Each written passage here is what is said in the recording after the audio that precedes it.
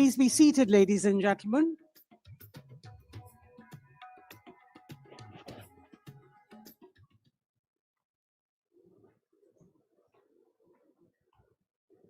Hello and welcome.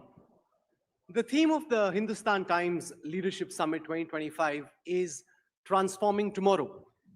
And there cannot be a more fitting moment to host a conversation on the forces transforming the world.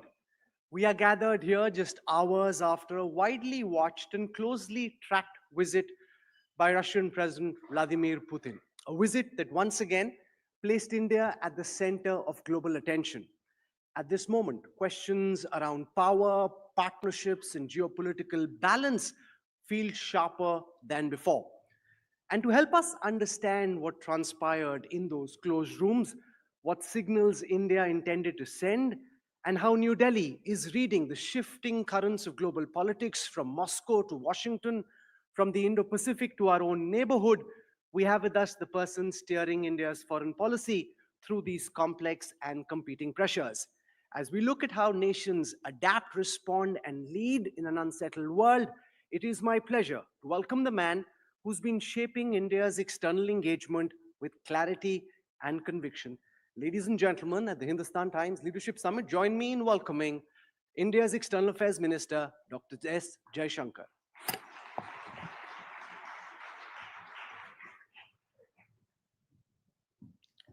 Dr. Jaishankar, welcome. Good morning.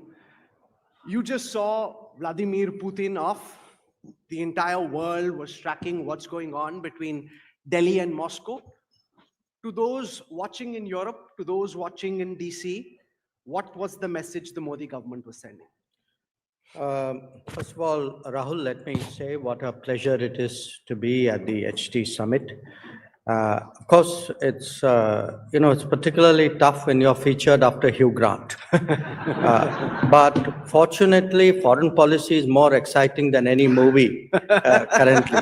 So coming to President Putin, I don't think it's just a question of what do you say to those capitals. I think most important, what is it you say in Delhi and Moscow? And why I say that is there are two aspects to it.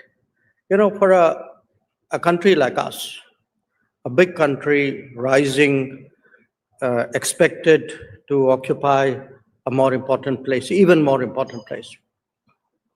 It's very crucial that our key relationships are all in good repair, that we optimize our position, that we maintain as good cooperation as possible with as many important players, and in fact, as many players as possible. And that we have that freedom of choice. That, in many ways, is what, in a nutshell, foreign policy is about. And there, I think, if you look at India, Russia, the world has seen a lot of ups and downs in the last 70, 80 years. I've said this before and I'll say it again. India-Russia has actually been among the steadiest big relationships, big power or big country relationships in the world. I mean, even Russia's own relationship with China or US or Europe has had its ups and downs. Our relationships with, many of these countries have had it so.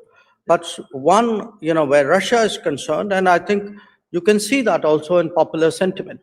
There is a feeling in the streets about Russia, which is noteworthy. The second is on the relationship itself. In any relationship, it's natural that some aspects of it develop and some kind of don't keep up. If you take the United States, for example, in the 80s and 90s and 2000s, our economic relationship developed.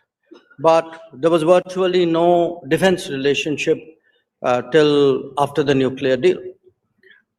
In the case of Russia, similarly with Europe, if you look at Europe, we have a very substantive relationship with many European countries, but not necessarily extending to the defense and security sphere. In the case of Russia, what had happened for a variety of reasons. I think they visualized the West and China as the primary economic partners. We visualized perhaps the same. So the economic side of the relationship had somehow not kept pace. And you can see that in the numbers. So this visit, in many ways, was about reimagining the relationship. It was about building, dimensions and facets which it lacked or didn't have in enough measure. So if I were to pick two or three big takeaways, I mean, for me, the mobility agreement, where Indians would now much more seamlessly find work opportunities in Russia, was one big outcome. An understanding on a joint venture on fertilizers. We are the world's second biggest fertilizer importer after Brazil, and it's a huge, it's a recurring issue that we have. And also because the fertilizer sources have been very unstable. They've turned on and turned off the tap. So we had agreement to create a important, substantial joint venture on fertilizer. But in a way, you can say it's food security. And overall, there was a considerable focus on how to bring up the relationship. And actually, President Putin came with a very large business delegation, literally numbering multiple hundreds. So that made it a very different visit. So you're saying that the focus this time was more on the economic relationship between India and Russia. Defense cooperation and ties have been the central fulcrum of Indian Moscow to Indian-Russia ties for a very long time. There was no public conversation about more S-400s being purchased or S-500 being purchased or even the Su-57. Given the fact that China now plays an important role in the supply chains of Russian defense armaments, Dr. Jaishankar, would India be willing to consider buying, say, the Su-57 from Moscow? And how much at the back of your head would be playing the fact that some of the critical tech inside could actually be coming from China? I would have been surprised if you didn't ask me that question. So the answer is that yes, there was what we call the Intergovernmental Commission, the military technical cooperation side of it meeting. From our side, Raksha Mantri Rajnath Singh ji was the chair. Their defense ministers, the Russian co-chair. They had the meetings. But I'm telling you, what the summit itself did. Of course, we have good defense cooperation. Again, it's been a very continuous dimension of our cooperation with Russia. But, where specifics are concerned, that's for the various systems to work out and do in their own way. You dodged my question, which is fine. You're trying to further India-Russia ties at a time when the United States would have ideally wanted greater strategic alignment, which now seems very, very difficult. But do you think, given that you're in the final stages, or at least attempting to push through the first tranche of an India-US trade deal, President Putin's very public visit to India complicates negotiations with DC? No, I disagree with you. I think everybody knows that India has relations with with all the major countries of the world, and I think for any country to expect to have a veto or a say in how we develop our relations with others is not a reasonable proposition, because remember, the others can expect the same. So I think we've always made it very clear that we have multiple relationships. We have a freedom of choice. We talk about what is called strategic autonomy, and that continues. And I cannot imagine why anybody would have reason to expect the contrary. Outside of just the joint statement, what was your impression of the mind, given the fact that when President Putin went into Ukraine, so much was said in the Western press about whether he's in control, whether he's fully in charge. You were at the state dinner, and when I saw at Rashtrapati Bhavan last evening, the man has a huge commanding presence. Right at the end, Prime Minister Modi and he went into a corner. They had this one-on-one going on for several minutes. What was your impression of a man, given the perception that the Western press tried to create about a man who was isolated, cut away from others, and not fully in control of his own system? Well, look, if I wanted a reading about President Putin, I'm not sure I'd go to the Western press for an objective assessment. Sure. You want to leave it there? Well, I think that's an answer, isn't it? Okay.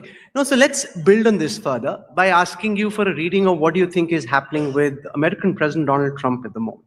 Given the fact that India invested so much, the Prime Minister himself invested so much in the India-America relationship, are you extremely disappointed with the Trump administration and how transactional they're choosing to be? Well, look, every government and certainly every American president has their own way of approaching the world. I grant you that in the case of President Trump, it's radically different from how his predecessors did. I think he himself would say that. We have right now a set of issues which the relationship is grappling with. I mean, to me, it's, look, foreign policy doesn't always, everything doesn't go your way all the time on all the issues, on all the relationships. So there will be issues, it is with the US today, it could be with somebody else tomorrow. What you try to do is to engage and work through those issues. And we believe that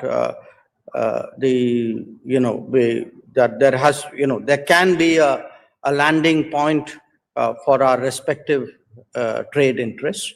Obviously, that is something which will be negotiated and negotiated hard because it has an implication for livelihoods in this country.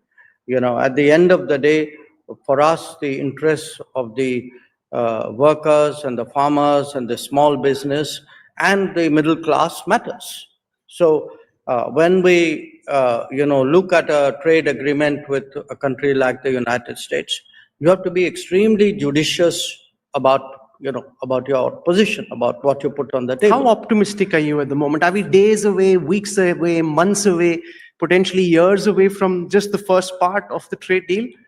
Well, look, diplomacy, you're always optimistic because I'm not saying that as a way of stalling you, which I am, but also because, look, suddenly things can turn around. It can turn around on one weekend. I could tell you on Friday, oh, I don't think it's likely, and maybe it'll happen on Monday, and you will think that I was misleading you. So it can happen. With Trump, we totally get it. Given the fact that on the other side of the negotiating table is President Trump, we won't blame you. We'll get why that happened. So,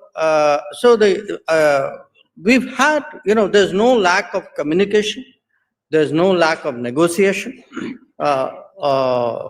It's something which has gone through multiple rounds.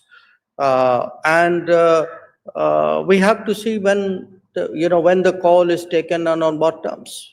So if you ask me, could it happen soon? My answer would be, sure, very possible. If you say, well, maybe soon may take a little longer, maybe, I don't know. Dr. Jaishankar, the end of the year is a good time for reflection. Many amongst your peers and those around you consider you one of the sharpest diplomatic brains of your generation. If I ask you to look back at the time of Operation Sindoor, what are the cards or moves that you would have liked to play differently so that India didn't end up in the diplomatic soup that it did with President Trump? Because many in academic and think tank circles would argue that did the diplomats in Delhi get outmaneuvered diplomatically by the generals in Rawalpindi? Look, let me take it in two parts. I think where India is concerned, there are things we do and there are things we don't. That's why we are India. You know, we have rules, we have norms. If we take any step, we are accountable in this country, accountable to the people, to the media, to the civil society. So, you know, when it's very easy to say these things, but clearly people were, you know, a much more autocratic, oligarchic polity where there are virtually no rules of conduct in pretty much any sphere, can do things which we can't. I think it would be unreal to compare ourselves to them. And in many ways, I think we would be doing ourselves injustice. You know, at the end of the day, we are people with a certain sense of ourselves, with a certain set of rules about how we conduct ourselves and what we do and we don't. And I think that's very important to maintain. No, but there are people sitting here who've told me in the past that maybe we could have played our cards slightly differently by playing to his ego, indulging him to some extent without giving in on what he wanted to project. That we thank him at some level without necessarily saying that he brokered the ceasefire, that there were ways and means around the box that we ended up in. You know, it is the fate of every player to have a wiser commentator in the commentator's box. So I would at least respect those commentators who have at least played. Many of these are past players. Look, here is a point. There was a certain reality, you know. Now, I think we owe it to ourselves to stay with that reality and stay with that record.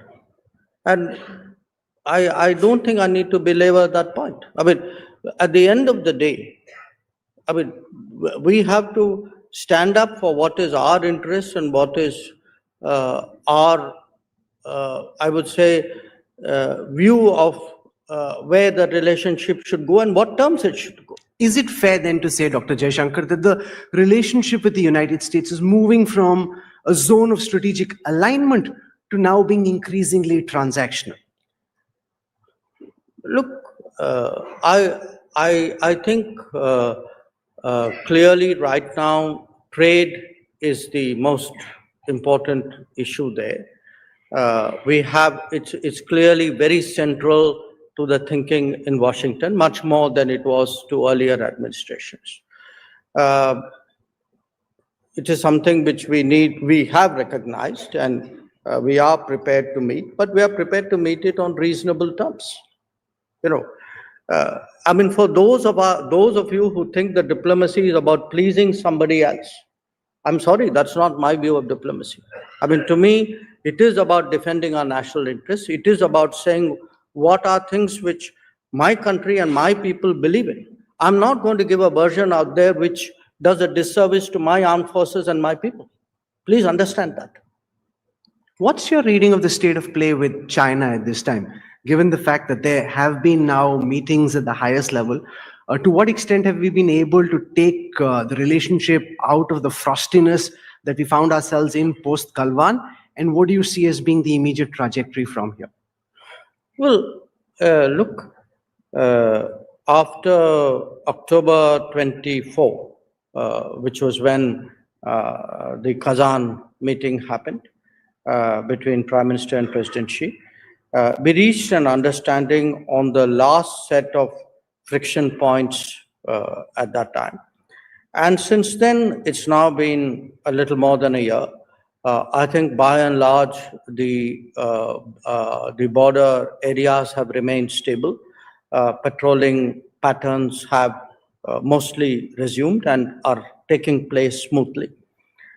So the key point which we made, that peace and tranquility in the border areas is a prerequisite for good relations, is being maintained and is being built upon. But it's not like that was the only issue in the relationship. There were many other issues, some of which predated Galwan. You know, so there are issues about trade. There are issues about investment. There are issues about competition, about subsidies, about fairness, about transparency. These are real issues as well. So I think we are trying to work our way through some of it. Some of it is easier, some of it is harder. For example, air connections, direct air connections had stopped. Now, it, by the way, didn't stop because of Galwan, it stopped because of COVID. But it so happened after Galwan, we didn't restore that. So that one was something we could do. So there would be other parts of it which would be a little bit more complicated. Some will happen, some won't. Are you willing to now consider settling parts of the border dispute which are easier to settle, or is India's position still that you need to settle the entire gamut of border No, issues? I think, you are now wading into a degree of, I would say, granularity and specificity on Which the is very border important. negotiation. Because it is important, I'm not going to tell you. So, He's thought through my questions. He's thought through his answers. He knows what to leave. This is almost like net practice rather than, No. you know exactly No, what to weave your way around. What's your reading of the extreme concentration of power that we're seeing in Islamabad under the new Chief of Defense Forces? And is that to India's advantage or disadvantage that you've got now Asim Munir so deeply entrenched in power? look, reflect on, the last 80 years of Pakistan, which has paralleled our own independence era. For the bulk of it, in one way or the other, the military has either been overtly, covertly, in a hybrid manner. Essentially, it's been in command. In some cases, it's more visible and naked in a way. In some cases, it is less so. But what is the important point there is, when we hear people comment on our policies, I reflect sometimes. I have two neighbors, one to the east and one to the west, and the one to the east also has had for a substantial time of the same period, post 47, the military in command. But the military to the east is treated very differently. The military regime to the east is treated very differently from the military regime to the west. So what does it tell you? It tells you at the end of the day that much of the world actually, for all the homilies that you get, really, in reality, when it suits them, they can, turn facts around upside down and do what they have to do. So in another context, you use the word transactional. In many ways, the world has always been transactional. That there are good terrorists and bad terrorists, there are good military rulers and apparently not so good ones. So I think for us, the reality of the Pakistani army has always been, and much of our problems actually emanate from there. When you look at the terrorism, when you look at the training camps, when you look at the sort of a policy of a kind of, I would say, almost ideological hostility towards India, where does that come from? It comes from the army.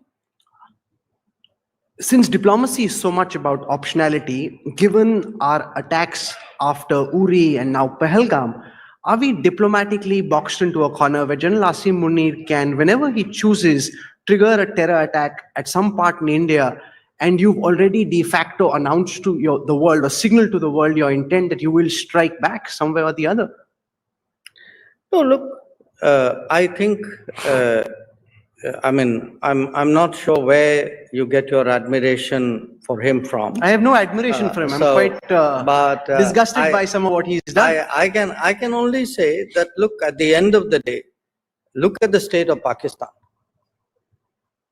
and, see the differentials and the capabilities and frankly, the reputation on either side. I think, look, we should not get over obsessed and hyphenate ourselves with them. Yes, there is a challenge, there are issues there, we'll deal with it. So, relax, we'll handle it. Since you spoke of our neighbor in the east, Sheikh Hasina is in India, and in by the way, that wasn't the neighbor in the east I had. I had the one for. I'm saying, I'm talking about is in India, and so far we've held off all pressure that's being made by Dhaka to send her back to face trial. How do you see Delhi's relationship with Dhaka play out, given the fact that you've got one very key political player and those in power at the moment have a very different view on it? Well, what we heard was that people in Bangladesh, particularly those who are now in power, had an issue with how the elections were conducted earlier. Now, this is not our issue. We are a well-wishing neighbor.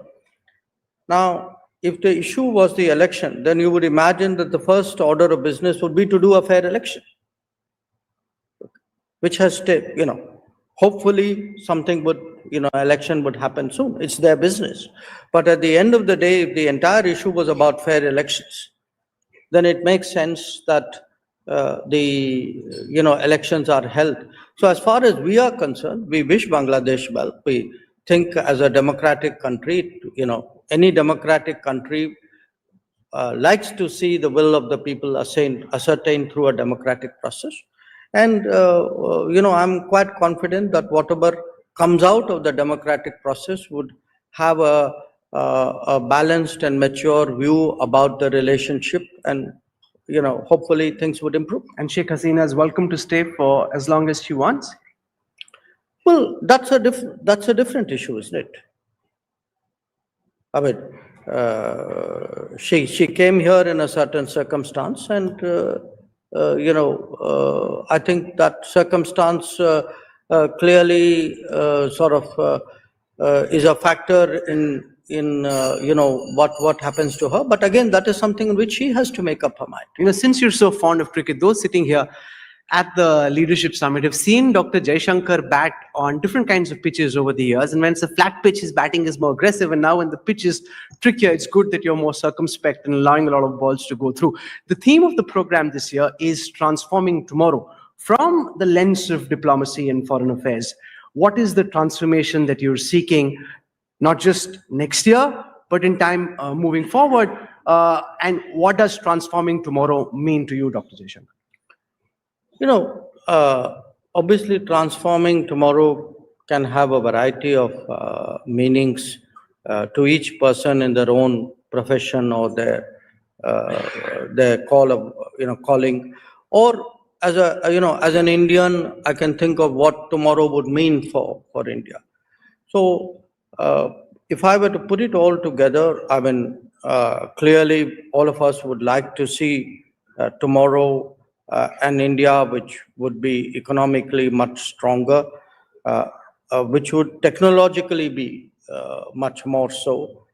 And I feel, people don't always make that correlation as strongly as they do, which would, build up its manufacturing. That too is a conviction I hold very deeply, that, we should be a industrial power. But from my particular perspective, tomorrow where we are actually able to navigate what I foresee as almost a generation of uncertainty. After all, look at it this way. Many of the assumptions that we held just a few years ago, perhaps the key assumptions are all a question mark. We had an assumption that globalization is here to stay. It is, in a manner of speaking, but it is under severe challenge in many ways. We had an assumption that the United States will always be a stabilizer of the international system. I think that's a very questionable assumption now. We had an assumption, for example, that West Asia, the Middle East, those problems will never change, the landscape will never change. It has undergone a radical change. We had an assumption that technology would be a great unifier. Technology could actually end up as a great fragmenter. So when you look at many of these issues, I think there are really so many uncertainties out there. The best way of dealing with tomorrow, I would say, is capability, capability, and capability. The world will change around us, because often people expect, clarity, and it's like, if you only please so-and-so person, if you only did such and such a thing, it's so today, so intricate and often so contradictory that the safest thing to bet on is capability. If you have capability, you can handle contingencies. Because there will be contingencies, there will be unforeseen circumstances. With growing frequency and growing rapidity and growing seriousness. So to me, when I look at tomorrow and particularly one looks at what artificial intelligence threatens to bring or expects to bring, I think we'll be in for a change of a kind which we can't even imagine. How does AI impact diplomacy? How are you preparing within the foreign services for the impact that the technological shifts that AI induces will impact diplomacy? Well, the first impact of it I saw when more pieces of paper began arriving on my desk, which looked more like me, till I discovered it was ChatGPT. So look, So your teams coded you into, like they've told ChatGPT and ChatGPT is picking up. Is that a good thing or a bad thing? Both. It's a good thing because in many ways it captures everything you have done. The problem is it doesn't capture what you intend to do, which may be radically different from what your past record is. So it's a projection. It's not always a prognostication. In fact, since you refer to ChatGPT, when I put in some of the questions, it also told me what your likely responses are. Okay. So there's that. What's your number one resolution for next year, 2026? And does it feature a certain DJT? Does it feature a Donald Trump? Donald J. Trump. Does it feature Donald Trump? I'm saying, what's your number one resolution for next year? That's the first time I've stumped you since we started. No. I was just going to say it isn't 6 weeks. The famous saying 6 weeks is a long time. So ask me this on the 31st because, at the pace at which the world is moving, the new year is still far away. Wow. And imagine somebody who says that trends are set over decades. And in fact, this is a story that Dr. Jaishankar told me recently, that he sleeps and at some point in time, he wakes up in the morning to see what all has happened in DC or in the United States, takes a look and it goes back to sleep. And sometimes when you wake up in the morning, more things have happened since. That must be tough. Are you getting proper sleep given the fact that Donald Trump is keeping you up like several times in the night? He's not, I assure you. Just, I've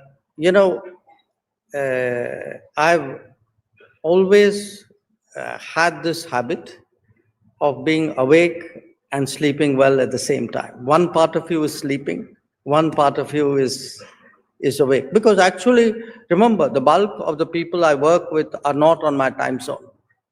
So something is happening somewhere in the world, which always impacts you. So it's something you build into your life. It's so much easier just to critique and to question than to have to deal with the kind of unknowns that are floating around at the moment. You came out to bat at the Hindustan Times Leadership Summit after Hugh Grant. Ladies and gentlemen, would you accept that he did at least as well, if not better? Can we have a round of applause, please? Thank you. Thank you very much. This is a pleasure. Thank you.